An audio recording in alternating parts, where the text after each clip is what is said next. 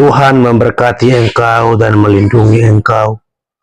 Tuhan menyinari engkau dengan wajah-Nya dan memberi engkau kasih karunia. Tuhan menghadapkan wajah-Nya kepadamu dan memberi engkau damai sejahtera. Amin. Shalom Bapak Ibu yang terkasih dalam Kristus Yesus. Pada saat ini saya ingin menjawab sebuah pertanyaan.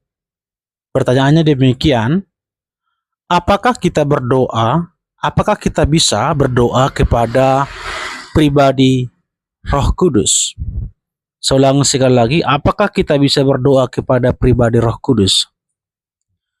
Bapak Ibu, kita sebagai orang Kristen tentu memahami bahwa kita memiliki Allah yang Esa, namun dalam wujud 3 pribadi, yaitu Bapa, Anak, dan juga Roh Kudus. Ini adalah 3 pribadi.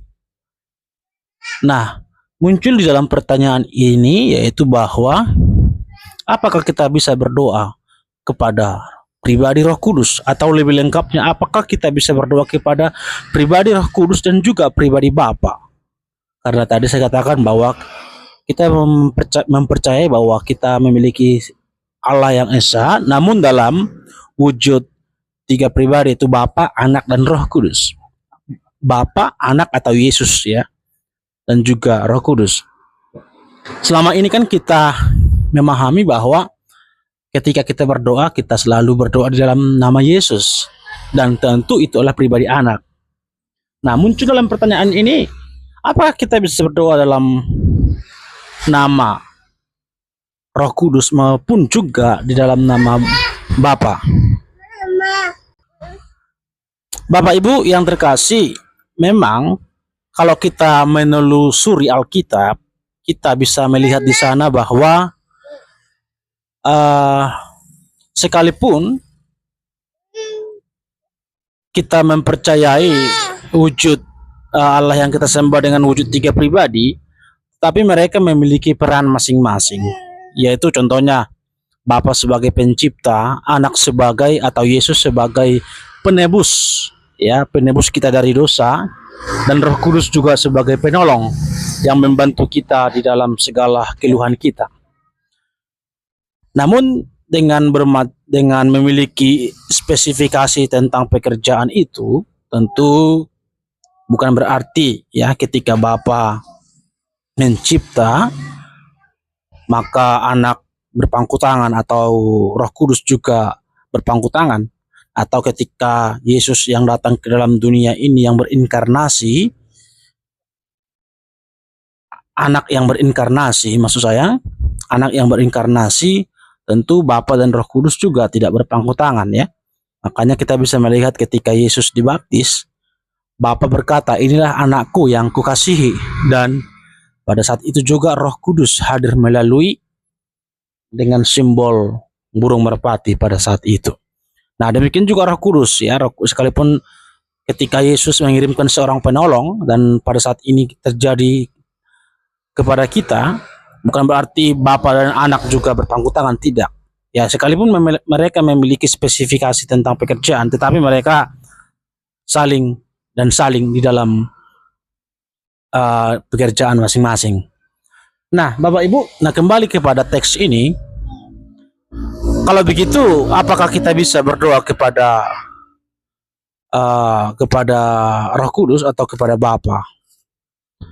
Nah, Bapak Ibu, kita harus bisa memahami teks Alkitab dengan baik bahwa berbicara soal kepada siapa kita berdoa, Alkitab sebenarnya sudah jelas ya, sudah jelas mengatakan bahwa Yesus adalah hakim. Yesus adalah imam besar kita ya. Yang terdapat di dalam Ibrani pasal yang keempat ayat yang ke-14, di sana dikatakan, karena kita sekarang mempunyai imam besar agung yang telah melintasi semua langit, yaitu Yesus Anak Allah, baiklah kita teguh berpegang pada pengakuan iman kita. Nah, di sini kita garis bawahi bahwa Yesus adalah imam besar agung kita.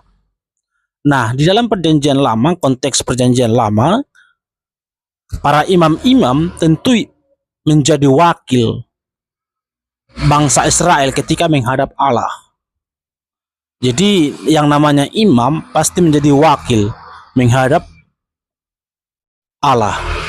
Nah, tapi yang kita miliki pada saat ini yaitu imam besar. Tentu menjadi seorang imam harus bisa mewakili kepada Allah dan juga kepada manusia. Ya. Harus bisa dia menghadap Allah dan sekaligus juga menghadap manusia. Nah, tentu kita memahaminya ini hanya ada di dalam pribadi Yesus atau pribadi anak, yaitu bahwa Yesus yang adalah satu pribadi tapi memiliki dua natur, yaitu natur sebagai Allah dan juga natur sebagai manusia. Nah, artinya hanya Yesus yang memiliki spesifikasi yang menjadi imam besar kita, yang bisa menjembatani kita dengan Sang Bapa. Nah, dengan demikian itulah sebabnya dikatakan Yesus yang menjadi imam besar kita, yang membantu kita berdoa kepada Bapa, pribadi Bapa, ya. Jadi udah jelas ya, baik Bapa, Anak dan Roh Kudus adalah Allah. Tapi untuk melalui siapa kita berdoa, yaitu hanya melalui Yesus. Dan berdoanya kepada siapa? Kepada pribadi Bapa. Roma pasal yang ke-8 ayat 26 dikatakan, demikian juga Roh membantu kita dalam kelemahan kita, sebab kita tidak tahu bagaimana sebenarnya harus berdoa. Tetapi Roh sendiri berdoa untuk kita kepada Allah dengan keluhan-keluhan yang tidak terucapkan. Tentu di dalam teks ini Roh Kudus juga memiliki peran, yaitu membantu kita di dalam doa, mendorong kita di dalam doa. Nah, kepada siapa berdoa? Melalui siapa? Kepada Yesus, kepada Anak. Dan doa kita sampai kepada pribadi Bapa. Dan semuanya sebenarnya itu seperti yang tadi saya katakan, sekalipun mereka memiliki peran yang berbeda-beda dalam hal doa ini udah jelas ya, kita berdoa kepada Bapa melalui Yesus Kristus yang dibantu oleh Roh Kudus. Yang ketiganya adalah Esa. Ya, jadi kita sebenarnya seperti yang tadi saya katakan, ketika Bapa mencipta, Anak menebus, dan Roh Kudus menghibur, mereka semuanya bekerja sama. Sekalipun memiliki spesifikasi tentang pekerjaan mereka. Nah, demikian juga tentang doa. Sudah jelas bahwa kita berdoa melalui Yesus. Dan yang dibantu oleh Roh Kudus. Melalui Yesus dan doa kita sampai kepada Bapa. Jadi udah jelas Bapak Ibu bahwa kembali kepada pertanyaan, apakah kita bisa berdoa dalam nama Roh Kudus atau melalui Roh Kudus? Saya pikir sangat terjawab bahwa kita bisa berdoa hanya melalui Yesus Kristus, yang dimana dia menjadi imam besar agung kita. Jadi kita tidak bisa berdoa dalam nama Roh Kudus atau juga dalam nama Bapa, karena Bapa tidak pernah berinkarnasi. Hanya Yesus yang pernah, pribadi Anak yang pernah berinkarnasi, yang menjadi manusia, yang layak menjadi imam besar kita, yang bisa menyampaikan isi doa kita kepada Bapa. Jadi saya pikir Bapak Ibu bisa sangat bisa memahami dengan ini. Nah, mungkin muncul ada pertanyaan, apakah kita bisa berdoa langsung kepada Allah Tritunggal, Bapa, Anak dan Roh Kudus? Nah, tapi kalau sudah menyangkut itu ya, kita bisa berdoa langsung menggabungkan ketiga pribadi. Bisanya seperti orang Katolik ya, dalam nama Bapa, Anak dan Roh Kudus. Kalau itu tidak masalah. Tapi kalau berbicara soal spesifikasi pribadi, itu hanya melalui Yesus, ya, hanya melalui Yesus, karena dialah yang pernah berinkarnasi. Bapa tidak pernah berinkarnasi, tidak pernah menebus, ya. Roh Kudus juga tidak pernah menebus. Yang menebus kita hanya pribadi Anak. Jadi kalau mau berdoa, lebih tepatnya berdoa kepada pribadi Sang Anak atau Yesus Kristus. Tetapi kalau mau berdoa di dalam nama Bapa, Anak dan Roh Kudus, itu juga boleh ya. Tapi dalam hal ini kan yang menjadi pertanyaannya kan spesifikasi pribadinya itu yang dipertanyakan ya. Tapi kalau istilahnya mau menggabungkan kombinasi ketiga pribadi ini ya, Bapa, Anak dan Roh Kudus dalam nama Bapa, Anak dan Roh Kudus, itu tidak masalah ya. Karena nanti dalam ketiga pribadi itu kan pasti bekerja sama ya. Artinya seperti yang tadi saya katakan, Roh Kudus membantu kita menyampaikan isi hati kita kepada Bapa melalui Yesus Kristus. Kiranya ini menolong kita Bapak Ibu supaya kita lebih memahami bahwa doa kita hanya didengar melalui Yesus Kristus.